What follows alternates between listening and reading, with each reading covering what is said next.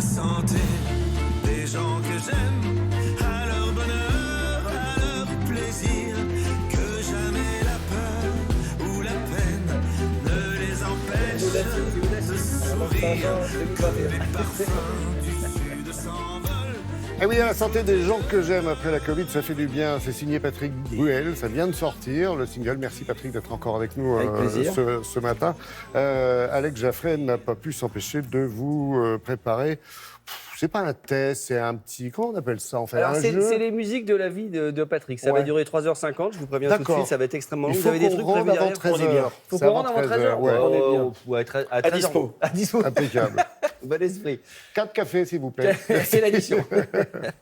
Alors déjà, il faut quand même remarquer, on en parlait juste pendant l'extrait, c'est que c'est une valse, c'est en 3 temps. C'est quand même hyper rare d'avoir sortir un morceau en 3 temps. Il y a très peu de morceaux en 3 temps. Ouais, envie de peut-être de renouer avec le climat, l'atmosphère de la Mont-Saint-Jean et en même temps avec des sonorités beaucoup plus contemporaines. On a mixé ça à Los Angeles avec un des gars avec qui je vais faire mon album. Et le gars vient de l'urbain, c'est assez très intéressant parce que quand il a écouté, il m'a dit "Oh, I like the song, it's very emotional. I just don't know the words, but..." Il me dit "Je comprends rien à ce que ça raconte, mais ça me touche."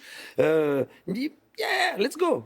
Et super. Pas mal. Ouais. Vous faites bien Les l'américain. Moi, je racines suis françaises. Hein L'américain. J'ai et les préparé racines donc françaises. Alors, des petits extraits, des trucs, je vous fais écouter, puis ça devrait vous faire réagir. Une des premières émotions musicales très fortes parce que ma mère m'avait fait écouter Amsterdam quand j'avais 5-6 ans et j'avais absolument adoré Amsterdam. Et donc pour me faire plaisir 2 ans plus tard ou 1 an plus tard, elle m'offre Les Bonbons, le nouveau disque parce de que les Brel, fleurs sont périssables. en pensant oui que Les Bonbons, une chanson pour enfants, ça va me plaire. Et moi, La Bonbon m'a jamais plu. C'est une chanson vraiment qui m'intéresse pas. Et je retourne le disque. Et derrière, il y a La Jeff. face B, Jeff. Et je dois avoir 7 ans, 8 ans. J'ai dû l'écouter 1000 fois, me mettre devant la glace, chanter cette chanson. Temps, c'est Voilà. ça. Mais c'était fou. C'était fou. Il y avait une émotion. Et du coup, je l'ai chanté lors de mon premier Zénith en 90. Est-ce que Bruel, c'est vrai cette anecdote ou pas? Pas du tout. J'ai pas du tout fait exprès. Ni Bruant, ni Brel. Mais à l'arrivée, c'est vrai que c'est pas mal qu'il y ait une petite analogie. Et on s'est habitué, je crois. Ouais. Ne changez rien. Bien, Allez. deuxième extrait. Si je n'avais pas vu cette blonde. Alors Michel pourquoi? Sardou. Faut vous expliquer pourquoi. Michel Sardou. Et en plus, cette chanson-là, qui est probablement une de ses plus belles. 1975, l'Olympia. Je suis allé acheter des places pour France-Pays de Galles, Boulevard des Capucines, au wagon-lit, c'est là où on vendait les places pour le rugby. Il n'y a plus de place. Je gère sur le trottoir de l'Olympia avec mes 20 balles que j'avais. Et là, il y a un gars qui me dit j'ai une place de trop pour ce soir, vous voulez pas me l'acheter? Et je regarde, je vois Michel Sardou.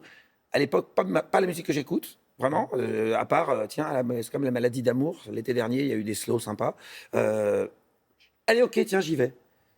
Et je suis au dernier rang et je vois un spectacle et je vois un mec rentrer sur scène et qui me fascine.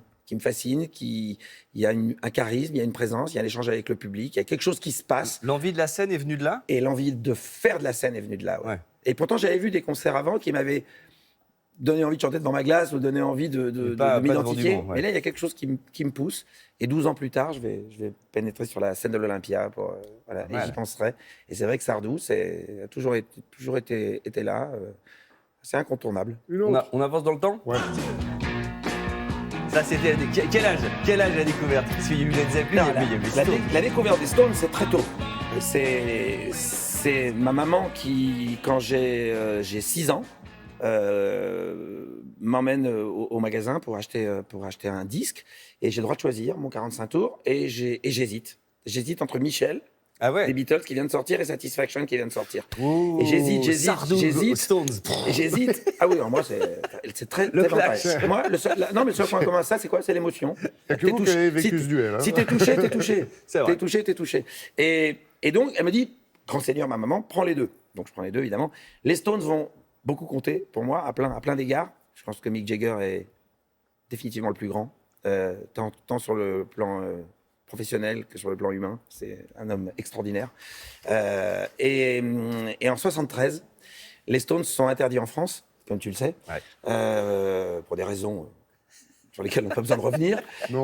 Mais il y a un concert chez vous. Mais il y a un concert à Bruxelles, à Forêt Nationale, et RTL organise un train qui va partir pour ce concert.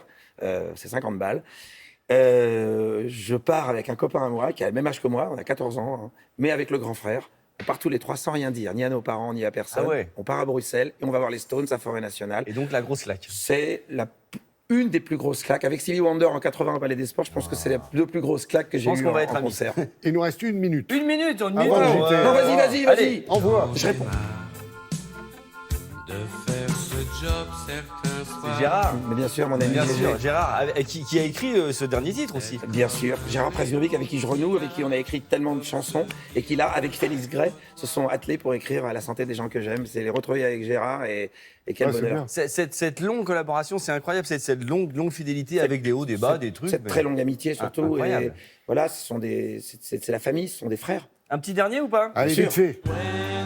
C'est vrai cette histoire du casting de la Boom 2 et Oui, finalement, la Boom- c'est vrai la Boom Et 2, finalement non. Casting chez Gaumont, rue Madeleine Michelis, casting avec des centaines d'acteurs. Et je termine en finale. Et je l'ai fait beaucoup marrer. J'ai fait vraiment un bon casting. Ouais. Je me suis vraiment amusé. Et je vois qu'ils sont très séduits et qu'ils me trouvent très drôle et très sympa. Mais ils me disent, écoutez, le problème c'est que vous êtes très drôle, très sympa, mais pour ce rôle, on a besoin de quelqu'un qui fasse rêver les filles. Et on va prendre probablement Vous faites l'autre pas rêver acteur. les filles, Et quoi. quand l'autre acteur c'est Pierre Cosso, je comprends, parce que c'est un extrêmement beau garçon. Et donc je me souviens toute ma vie de ce chemin de rue Madeleine Michelis à Neuilly, où il y avait la Gaumont. Et je marche sur le trottoir en disant, alors c'est ça, il faut faire rêver les filles. Oh bah merde alors. Je me vengerai. Comment je vais faire Je me vengerai.